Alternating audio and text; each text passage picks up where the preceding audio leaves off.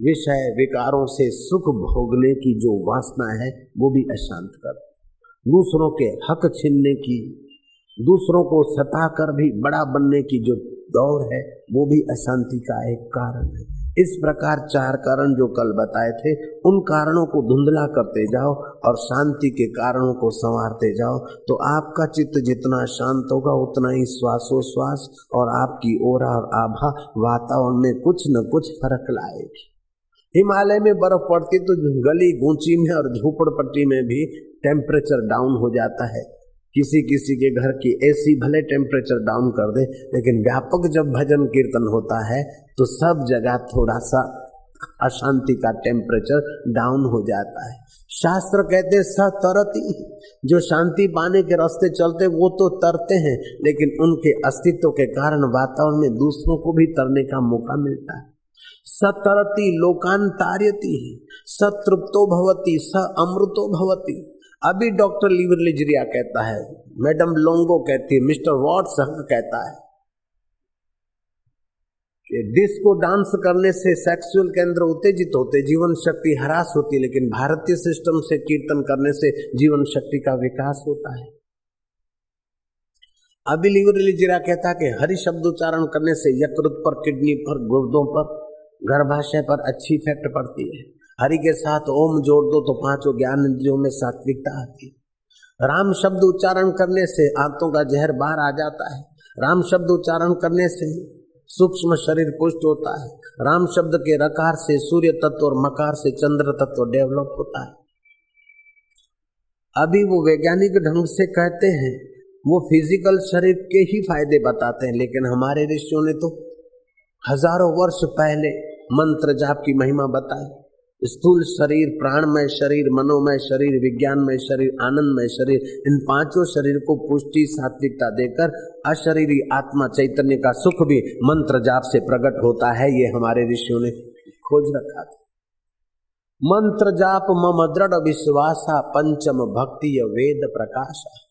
श्री राम जी को बुलाया अगस्त ऋषि ने कि राम, तुम रावण से जूझने जा रहे हो, तुम्हारा बल सामर्थ्य अपना है और उसकी आसुरी तांत्रिक शक्तियां अपनी, उससे जूझने जाते हो तो राम तुम आदित्य हृदय की साधना थोड़ी जान लो और उस मंत्र का थोड़ा अनुष्ठान करो। भगवान राम ने अगस्त ऋषि से आदित्य हृदय की साधना की विधि जानी और राम जी ने अपना ही सेतुबंध रामेश्वर की स्थापना भी की, दुनिया जानती। जैसे डायनामो घूमता है तो ऊर्जा बनती है, ऐसे ही दैविक मंत्र बार बार रिपीट होने से आपकी 84 नाड़ियों पर, 26 उपतकाओं पर, 5 शरीरों पर, 7 केंद्रों पर, मन बुद्धि पर मंत्र की असर पड़ती है। शब्द की तो बड़ी भारी असर है। अंधे की औलाद अंधी, ये 2 शब्द ने महाभारत का युद्ध लाकर खड़ा कर दिया। अंग्रेज भारत छोड़ो, उस वक्त मोहनलाल ने कहा जब लोग सोच भी नहीं सकते थे, लोगों ने पागल कहने वालों ने पागल कह दिया, गाली देने वाले ने गाली दे दी, लेकिन गांधी जी लगे रहे अंग्रेज भारत छोड़ो में, और वही शब्द गूंजे गूंजे और अंग्रेजों को भारत छोड़ने के लिए मजबूर होना पड़ा।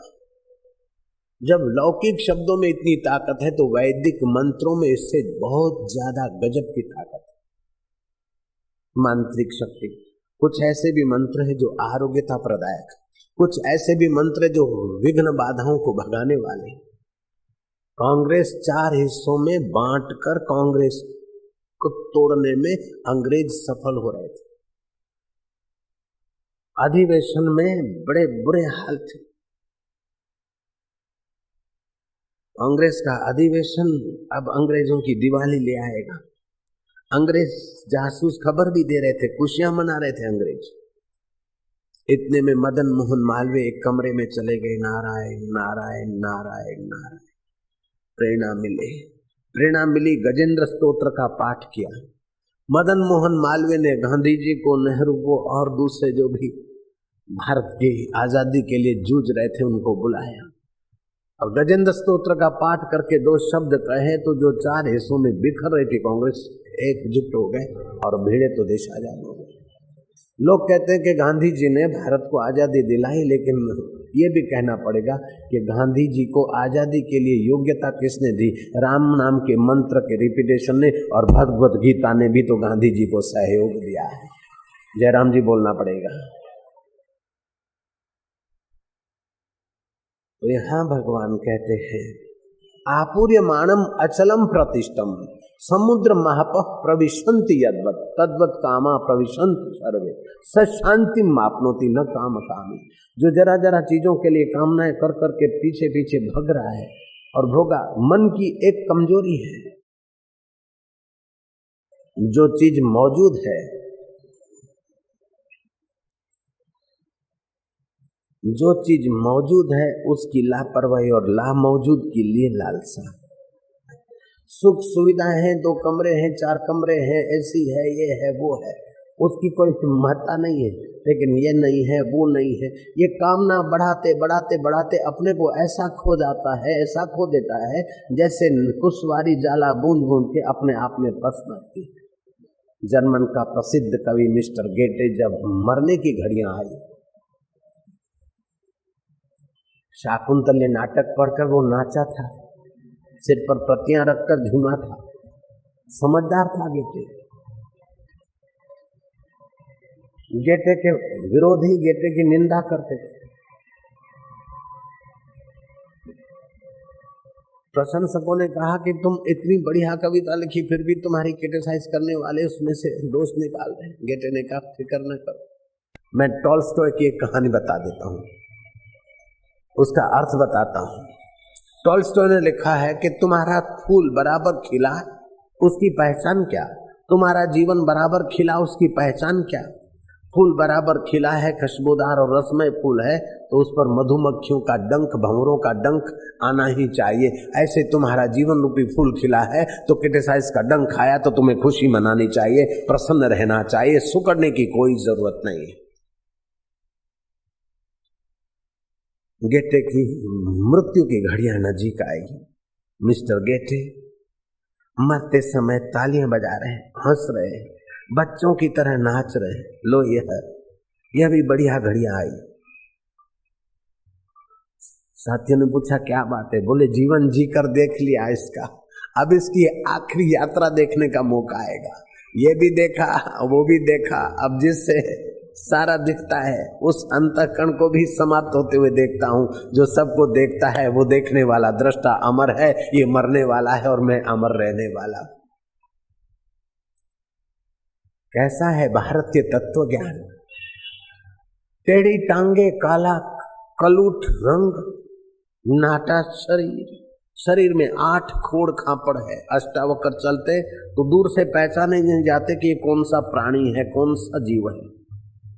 ऐसे 12 वर्ष के ऋषि कुमार जब ज्ञान से संपन्न हुए तो विशाल काय, विशाल राज्य के धनी, विशाल मति के धनी राजा जनक उनको दंडवत प्रणाम करते हैं और कहते कि भगवान मुझे संसार के दलदल से छुड़ाइए, मुझे सुख दुख के थप्पड़ों से छुड़ाइए, मुझे लाभ हानि के आकर्षणों से छुड़ाइए, मुझे जन्म मरण के चक्कर से छुड़ाइए। महाराज जहां आपने विश्रांति पाई है, देव कृपा करके वहीं विश्रांति दिलाइए, रहमत कीजिए।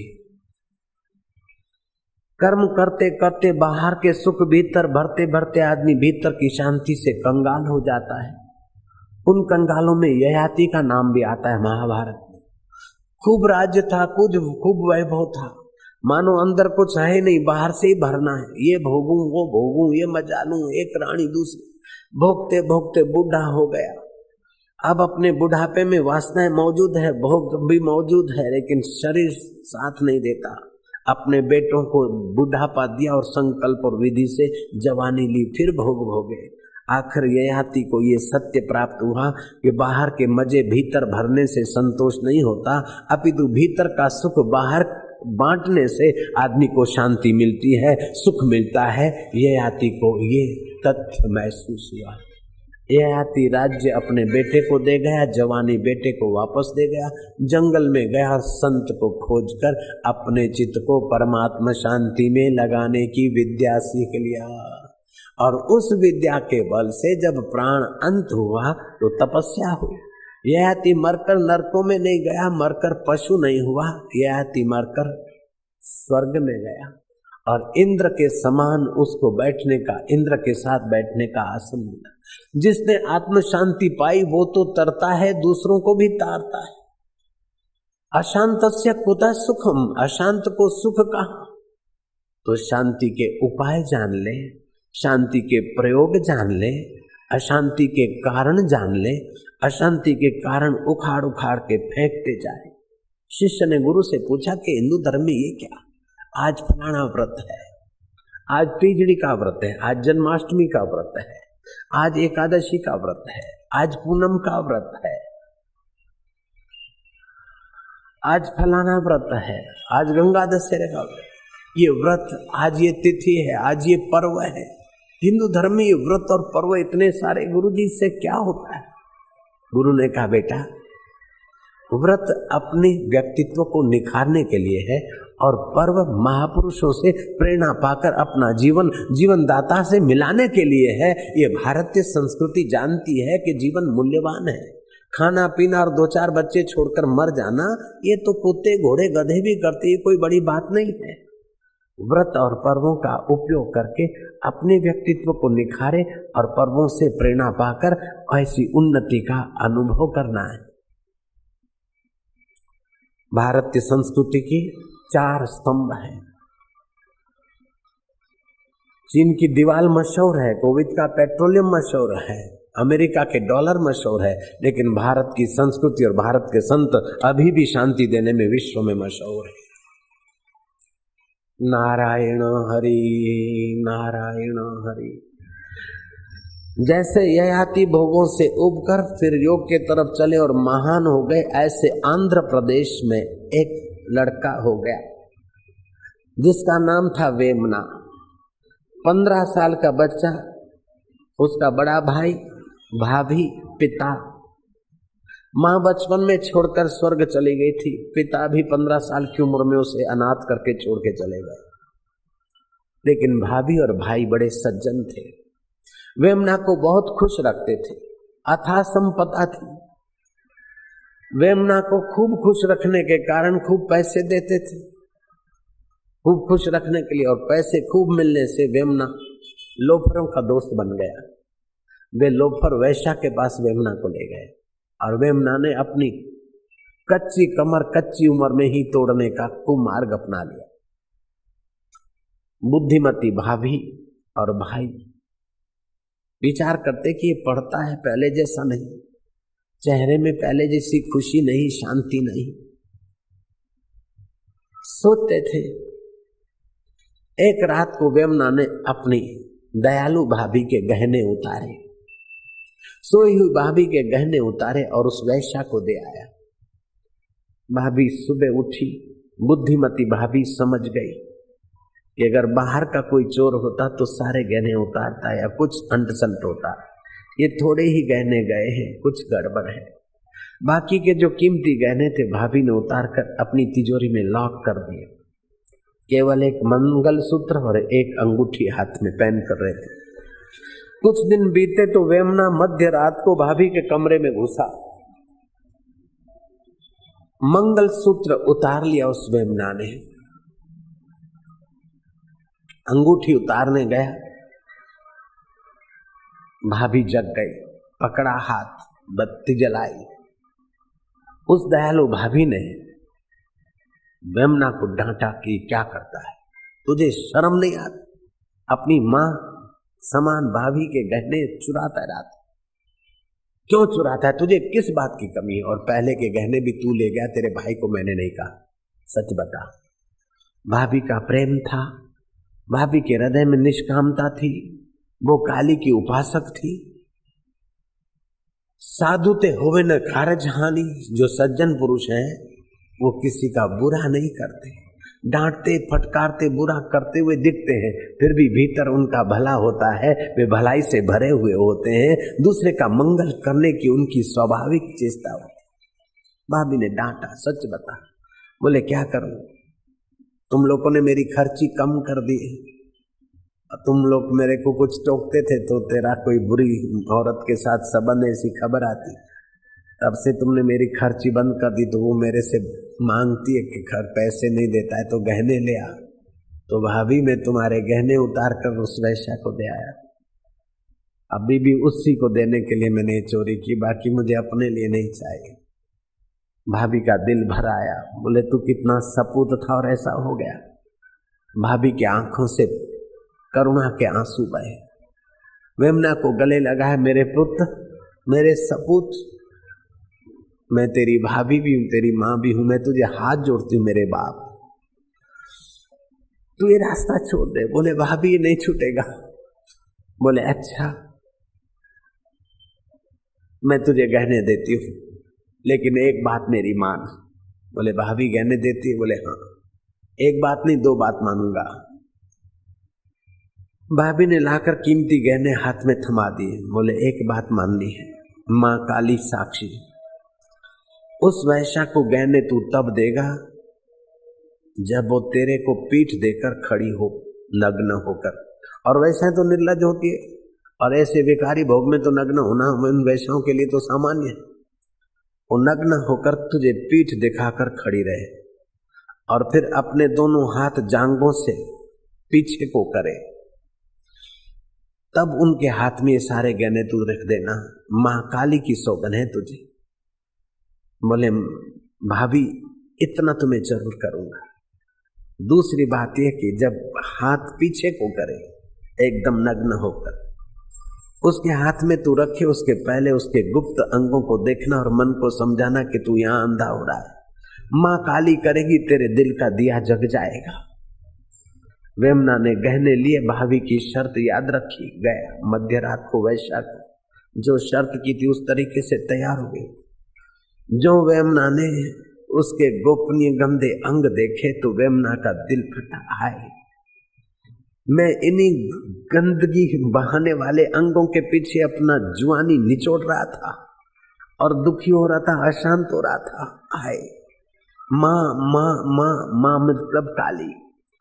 विवेक जगा, वो गहने वैश्या को दिए बिना वापस घर लौटा और भाभी के चरण पकड़कर रोया। भाभी ले ये गहने, अब मैं माँ काली को पाऊंगा। घर से निकला, चलता चलता चलता गांव के बाहर एकांत में काली का मंदिर था। प्रभात काल हुई, मंदिर में पहुंचा और उस मंदिर में कोई तपस्वी आता था, बहुत तपस्या कर चुका था। माँ ने स्वप्न दिया था कि मैं तुझे कल मिलूंगी, लेकिन उस तपस्वी ने स्वप्न का अनादर किया, वो तो नहीं पहुंचा, लेकिन वेमला पहुंचा था। माँ काली प्रकट हुई, बोले जो पहुंच गया वो जीत गया, तू कैसे इधर आ गया? बोले माँ बस मेरी माँ, संसार की माँ तो मर गई, मेरे शरीर की माँ तो मर गई, सच्ची माँ मैं तेरी शरण आया हूं, मैं बड़ा पाप की। अपना गुनाह हृदय पूर्वक मानने से, पवित्र जगह पर अपना गुनाह मानने से, प्रायश्चित करने से पाप जल्दी नष्ट हो जाते हैं। पवित्र जगह पर पाप करने से पाप वज्रलेप हो जाते हैं। महापुरुष देवता और तीर्थ में जितना ईमानदारी, सरलता और सज्जनता होती है, उतनी ही शांति, मधुरता और पुण्याई मिलती है। जितना कूटनीति होती है उतना ही घाटा पड़ता है।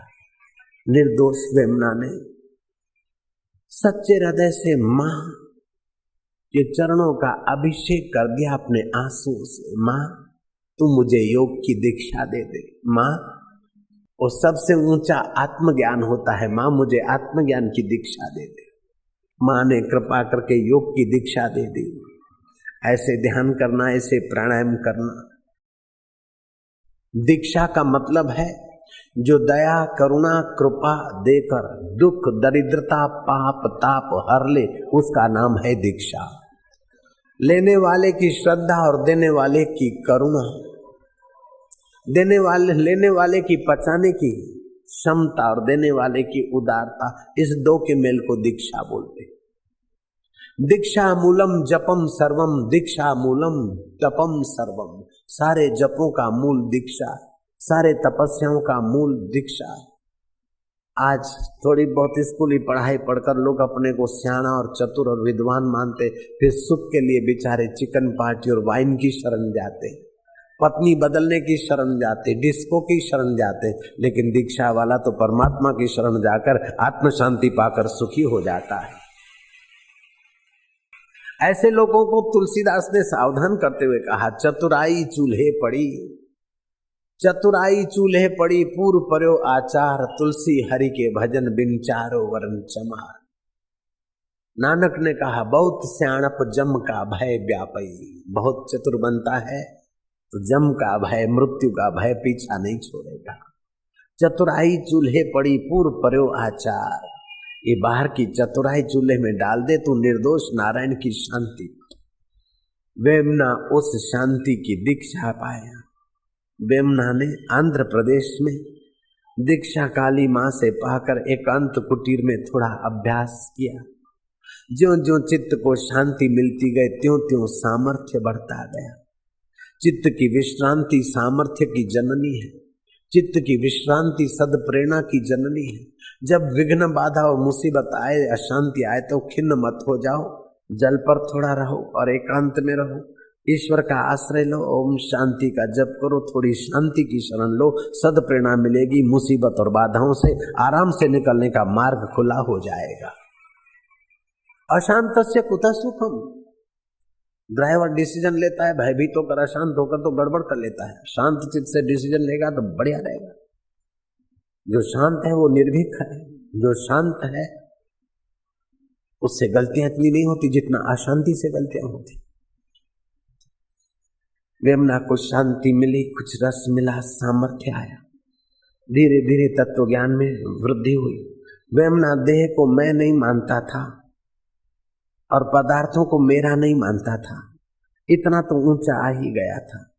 मन में दुख के और सुख के प्रसंग आता था, उस मन से मिलकर अपने को दुखी सुखी होने के खरल में अपने को नहीं घोटता था, दुख और सुख को देखने की कला सीख गया था। वेमना के ऊपर मां काली की कृपा हुई, वो ज्ञान में और योग में आगे बढ़ गया। फिर वेमना का दर्शन पाकर लोगों को शांति मिलने लगी, कुछ तो है। वेमना का देह अध्यास गल गया था। आद्य शंकराचार्य ने कहा, गलते देह अध्यासम विज्ञाते परमात्मनि यत्र यत्र मनोजाति तत्र तत्र समादया। देह अभिमान गला था, विदेही आत्मा में आदि देविक आदि भौतिक आध्यात्मिक शांति के बाद परम शांति तक पहुंच गए थे। परम शांति को जो पहुंच गए उनकी आंखों से आध्यात्मिक ओरा हम लोगों को पावन करती है। परम शांति को जो पा लिए हैं उनकी वाणी उस परमेश्वर को छू कर आती है, हमारे कान पवित्र होते और मन को कुछ तसल्ली होती। कल बताया था मैंने कि मोरारजी भाई देसाई ने, मेरा अमेरिका में प्रवचन था शिकागो में, मोरारजी भाई देसाई ने कहा कि मैं कलेक्टर से लेकर प्राइम मिनिस्टर की पोस्ट तक पहुंचा, लेकिन रमन महर्षि के चरणों में बैठने से जो शांति मिली थी, सुख मिला था, ऐसा मैंने और कभी नहीं देखा। अमेरिका का प्रेसिडेंट बड़ा कम बोला था। साथियों ने कहा कि आप दूसरी बार बिना हरीफ के चुने जाएंगे, केवल आप ओके कह दे, बाकी का हम सब कर देते हैं। मिस्टर पुलिस ने कहा, आई हैव नो टाइम, मैंने व्हाइट हाउस में रहकर देख लिया, ये सारा मजा देख लिया, मेरे पास अब टाइम गंवाने को नहीं है, मुझे पीस चाहिए अंदर का। बड़ा बुद्धिमान रहा होगा वो राष्ट्रपति। ऐसे भारत में भी कई राजा हो गए, जैसे अजनाब खंड का एक छत्र सम्राट ऋषभदेव राज्यपाठ अपने भरत को देकर चल दिए परम शांति पाने को। भरत ने भी ऐसी सुंदर व्यवस्था की अजनाब खंड की कि उसके नाम से ही इस देश का नाम भारतवर्ष पड़ा। और भरत भी सुंदर व्यवस्था करके सुयोग्य व्यक्तियों को राज देकर गंडकी नदी के किनारे परम शांति पाने को लग गए। रहुगण राजा अपना रियासत छोड़कर किसी महापुरुष की खोज में चल पड़े थे और रास्ते में जड़ भरत मिले, उनके चरणों में बैठकर उन्होंने सेवा शुश्रूषा करके परम शांति पाई। राजा जनक ने, राजा अज ने और कई राजे महाराजे और गृहस्थियों ने परम शांति पाई है। परम शांति पाई अथवा ईश्वर को पाया, मुक्ति को पाया, ये जो भी कहो एक ही बात है, पर्यायवाची है। परमात्मा की प्राप्ति कह दो, परम शांति की प्राप्ति कह दो, मुक्ति की प्राप्ति कह दो, ईश्वर का अनुभव कह दो, एक ही बात है। ईश्वरो सर्वभूतानां हृदय से अर्जुन तिष्ठति। उस हृदयश्वर में, जो हृदय में बैठा है, उस दृष्टा पुरुष में वेमना ने विश्रांति पाई। वेमना का दीदार करके लोग भाग्यशाली हो जाते थे। ऐसे महापुरुषों को देखकर साधक बोलते हैं, गुरुजी तुम तसल्ली न दो, सिर्फ बैठे ही रहो, महफिल का रंग बदल जाएगा, गिरता हुआ दिल भी संभल जाएगा, संभल जाएगा। जो काम में, क्रोध में, चिंता में, शोक में हमारा अंतःकरण मन गिर रहा है, ऐसे महापुरुषों की हाजिरी मात्र से, बुराइयों से हमारा मन गिरता नहीं, बुराइयों में गिरता नहीं, ऊंचा आता है।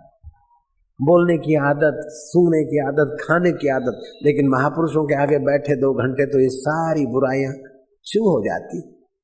मानो अर्ध साधु तो उन महापुरुषों के सत्संग में हम बन जाते हैं। इतनी सारी माइयां हैं, जरा भी आवाज नहीं तो 4 माइयां चुप बैठे, राम कहो। अप्रैल फुल मनाने वाले ने कहा कोई ना कोई बड़ा झूठ बोलो, एक से एक बढ़िया झूठ बोले लोग, लेकिन किसी के हवाले कप रखा भी नहीं। आखिर एक आदमी उठा, बोले सर म्युनिसिपालिटी ने नया बगीचा बनाया है और नए नए बांकड़े हैं, उन बांकड़े पर 4 माइयां बैठी थी और आधा घंटा बैठी रही। और सर आश्चर्य तो यह है कि वो आधा घंटा बैठी रही और आपस में चुप रही। सर ने कहा इससे बड़ा झूठ हो नहीं सकता है, कब रखा भी तुमने जीत लिया यार। माइयां और चुप बैठे, और वही माइयां सत्संग में, इतनी सारी माइयां, महानगर की देवियां चुप बैठी। तुम तसल्ली न दो, सिर्फ बैठे ही रहो गुरुजी, महफिल का रंग बदल जाएगा, गिरता हुआ दिल भी संभल जाएगा, संभल जाएगा। वेमना ऐसा आत्म शांति का धनी हो गया कि आंध्र प्रदेश में वेमना महाराज की जय, वेमना महाराज की जय, वेमना प्रभु की जय। भीड़ भाड़ बढ़ गई। कभी कभार मेरे गुरुदेव भी भीड़ भाड़ से बचने के लिए एकांत में चले जाते, हम भी कभी कभार लोक संपर्क से बचने के लिए अलग एकांत में चले जाते। आनंदमयी माँ भी चली जाती थी। नेहरू जी आनंदमयी माँ के चरणों में बैठकर रुद्राक्ष की माला घुमाते, वो मेरे पास फोटो। इंदिरा जी भी जाती थी। वे भाग्यशाली लोग रहे होंगे जिन्हों को महापुरुष के चरणों में जाकर बैठने की बुद्धि मिलती है, बड़े वे भाग्यशाली। अति पापी आदमी संत के पास जा नहीं सकता, तुलसीदास कहते हैं, तुलसी पूर्व के पाप से हरि चर्चा न सुहाय। क्लब में तो जाएगा, इधर उधर तो जाएगा, अतिथि विशेष हो गया, जहाँ ईगो बढ़ेगा उधर तो जाएगा, लेकिन जहाँ ईगो विसर्जित होकर पुण्य बढ़ेगा वहां पापी आदमी नहीं जा सकता है। अगर गया तो फिर वो पाप रह नहीं सकता है। कुछ न कुछ कोई पुण्य है तभी संत के द्वार पर बैठ सकता है, नहीं तो बैठना भी साधारण बात नहीं। वेमना के द्वार पर अच्छे अच्छे लोग आने लगे, बड़े बड़े लोग भी आने लगे, आम आदमी भी आने लगे। वेमना उब गए। एक बार अपनी कुटिया जो आश्रम के रूप में बदल गई थी, वो उसको छोड़कर वेमना चल दिए। चलते चलते किसी गांव में पहुंचे, रात हो गई। किसी ब्राह्मण को कहा भाई मेरे को रहने दे, अनजान, वहां तो अनजान होकर गए। ब्राह्मण ने पहले तो खाना खाने की, रोटी तो खिला दी, अब अनजान बाबा है क्या पता। बोले तेरा कुछ नहीं ले जाऊंगा, खाली खटिया दे दे बस। खटिया क्या बिस्तर लगा के ब्राह्मण ने दिया, लेकिन ब्राह्मण को शंका थी और सुख भी कर रहा था कि बाबा का कुछ दिखता नहीं कोई ठिकाना। सुबह हुआ, लोग बोलते हैं कि साधु ब्रह्म मुहूर्त में जागते हैं, लेकिन सही हकीकत यह कि साधु जब जागते तभी ब्रह्म मुहूर्त माना जाता है। तन तस्बी मुन मणियो दिल दंबूरो जन सुता निंडू कंतंजी निंडई इबादत। वो ब्रह्मवेता संत शरीर की थकान मिटाने तक की तो नींद करते, बाकी की फिर उनकी निद्रा योग निद्रा में बदल जाती। तो वेमना अपना प्रभात को जगे, थोड़ा सा फिर करवट लेकर थोड़ा सा शरीर को खींच खांच के ढीला छोड़कर श्वास और श्वास में अपनी आत्ममस्ती में। वो ब्राह्मण चिढ़ रहा है कि हम तो उठ गए, ये अभी तक सोया ही, कैसा बाबा ऐसा बाबा वैसा।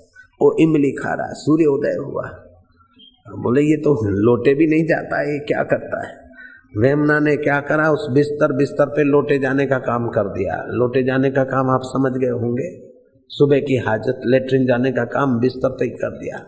ब्राह्मण तो कर्मकांडी था, गुणों में रमने वाला था, और वेमना की ऊंचाई तो गुणातीत में पहुंची थी, परम शांति में पहुंची थी। ओ वेमना को कुछ का कुछ बोलने लगा। वेमना ने अपने योग शक्ति का उपयोग करके दृष्टिपात किया तो वो जो मसाला था वो स्वर्ण रूप में बदल गया। ब्राह्मण बोलता है महाराज आप इधर ही रहो और खटिया पर ही रोज करो, कोई फर्क नहीं पड़ता। योग समान बल नहीं, सांख्य समान ज्ञान नहीं।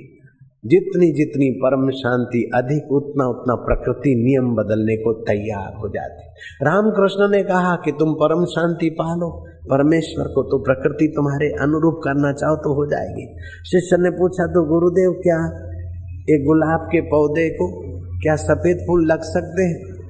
ठाकुर मुस्कुराए, बोले राजा के कहने से दासी सब कुछ कर सकती है ना, उसकी जितनी भी क्षमताएं हैं, ऐसे ही आत्मा में टिक कर संकल्प करो तो हो सकता है।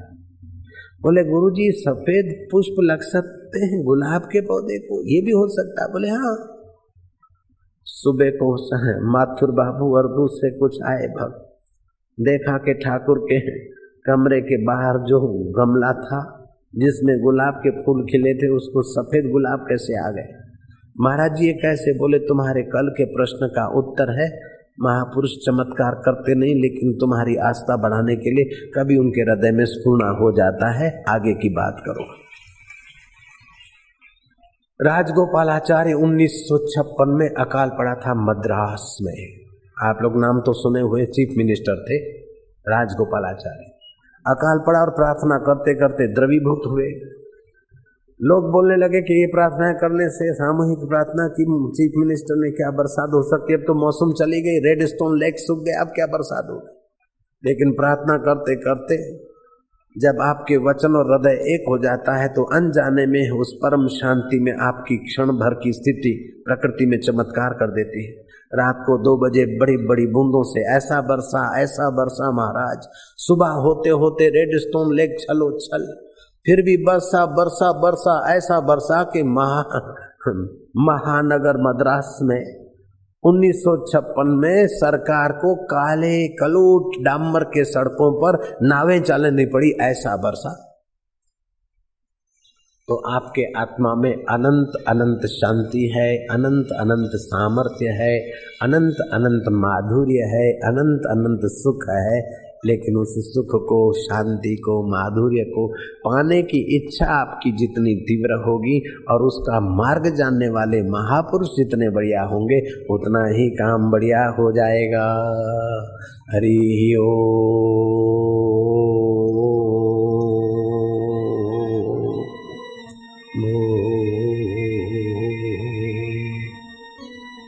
तुलसी हरि गुरु करुणा बिना, तुलसी हरि गुरु करुणा बिना, तुलसी हरि गुरु करुणा बिना, तुलसी हरि गुरु करुणा बिना, विमल विवेक न होई, विमल विवेक न होई, विमल विवेक न होई, विमल विवेक न होई, बिन विवेक संसार घोर, बिन विवेक संसार घोर, निधि पार न पावे कोई, निधि पार न पावे कोई। तुलसीदास जी कहते हैं कि हरि और गुरु की करुणा कृपा के बिना जीवात्मा का विमल शुद्ध विवेक, उस शुद्ध शांति को पाने वाला विवेक उत्पन्न नहीं होता।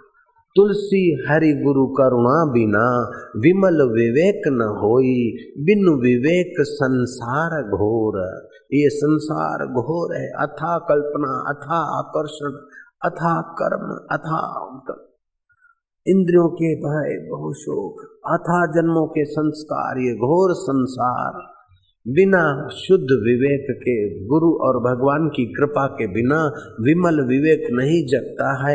और विमल विवेक जब तक नहीं जगता है तो घोर संसार निधि, संसार सागर से कोई पार नहीं होता। तुलसी हरि गुरु करुणा बिना, विमल विवेक न होई, बिन विवेक संसार घोर, निधि पार न पावई कोई। भागवत में तो यहाँ तक लिखा है कि 1000 अश्वमेघ यज्ञ कर ले, सैकड़ों वाजपेयी यज्ञ कर ले, उसका पुण्य तो है, लेकिन भगवत कथा का सुनने का पुण्य इतना बड़ा है कि 1000 अश्वमेध यज्ञ का पुण्य उनके आगे 16वां हिस्सा भी नहीं है। अपने चित्त को चैतन्य उस आद्य शक्ति परमेश्वर में लगाने की कला पाकर परम शांति की यात्रा करे। आप तरे औरों को तारे, आप शांत आत्मा बने और अपने कर्मों से कलापों से वातावरण में विश्व मानव को शांति मिले, ये शुभ संकल्प फेंके। हरि ओम।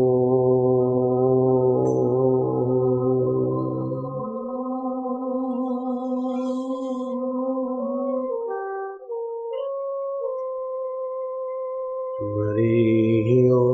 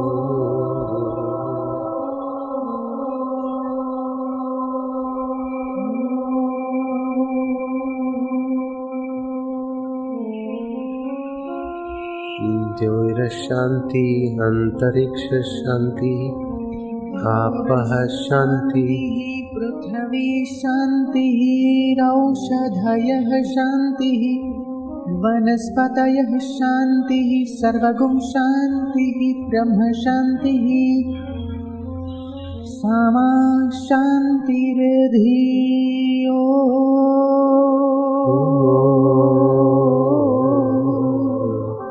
शांति शांति शांति। शं नो मित्रः शं वरुणः शं नो विष्णुरुक्रमः शं नो वायो त्वमेव प्रत्यक्षं ब्रह्म वदिष्यामि सत्यं वदिष्यामि तन्मामवतु तद्वक्तारमवतु अवतु मामवतु वक्तारमवतु वक्तारम्।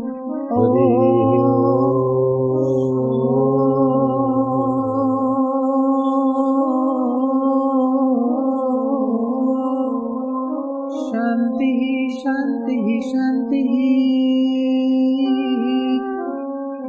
विश्वानि देव सवितदुरितानि परासुव यद् भद्रं तन्न आसुव। त्वं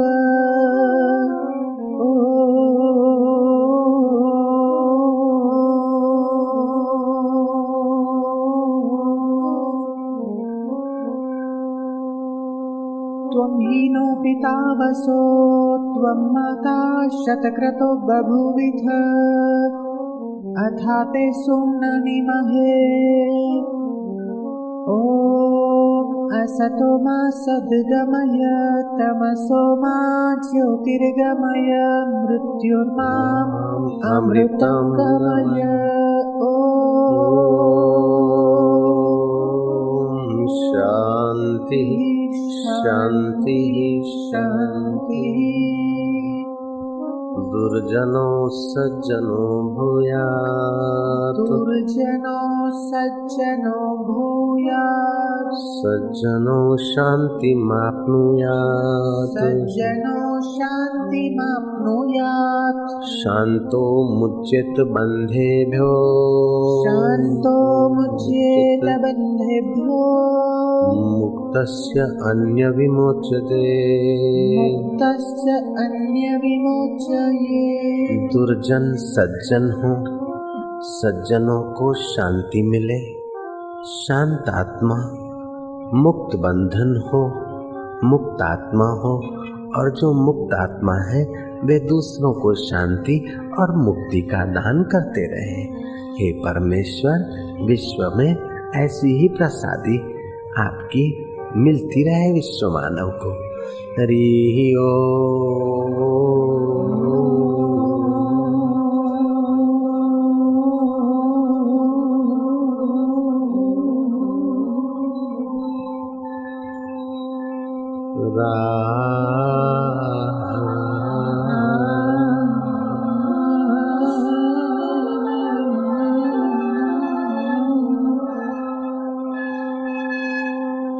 मधुर शांति, परमेश्वरीय शांति, आत्मिक शांति, पापनाशिनी शांति, सुखदायिनी शांति, माधुर्यदायिनी शांति, परमेश्वरी शांति। प्रभु तेरी जय। मेरे अकाल पुरुष, तू मोहम्मद का अल्लाह है, तू शबरी का राम, तू नानक का अकाल और तू ही कबीर का अव्यक्त, तू ही तुकाराम का पांडुरंग, तू ही नामदेव का विठ्ठल, तू ही सिंधी भाइयों का झूलेलाल और तू ही जैनियों का ऋषभ। तेरे नाम अनेक, तेरे रूप अनेक, फिर भी तू एक का एक, हम तुझी में शांति पा रहे हैं। हरि ओम।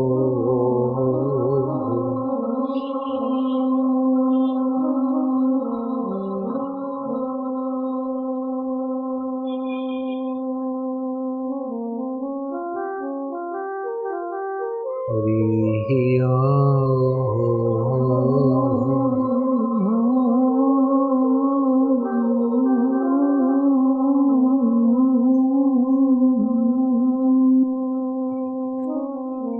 शास्त्र कहता है निश्वास का कोई विश्वास नहीं, कब ये प्राण पखेरु निकल जाए कोई भरोसा नहीं भैया। इसलिए बाल्यकाल से ही हरि नाम का आश्रय लेकर अपने पाप ताप अशांति और कष्टों को हर लेना चाहिए। निश्वासे नहीं विश्वास, कदा रुद्धोर भविष्यसि, कीर्तनीयम मतो बाल्यात्, हरे नामेव केवलम। हरि ओम।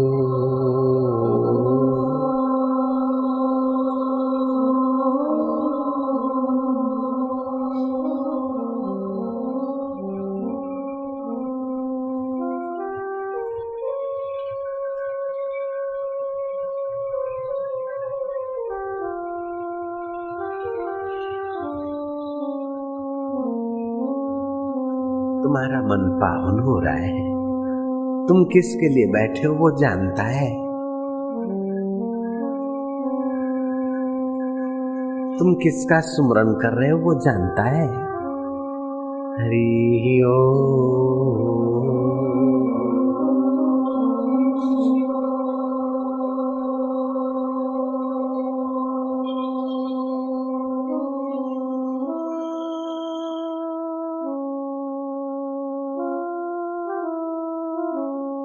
तुम्हारा मन शांत होता होगा ना, तुम्हारे रक्त के कण पावन हो रहे ना, तुम्हारी बुद्धि उस बुद्धिदाता में पवित्र हो रही है ना, तुम्हारा मैं उस परमेश्वर की मैं में डूब तो रहा है ना। नहीं डूब रहा है तो उसे प्रार्थना करो, उसे प्यार करो और अपने अहम को उसके माधुर्य में विश्रांति दिलाओ।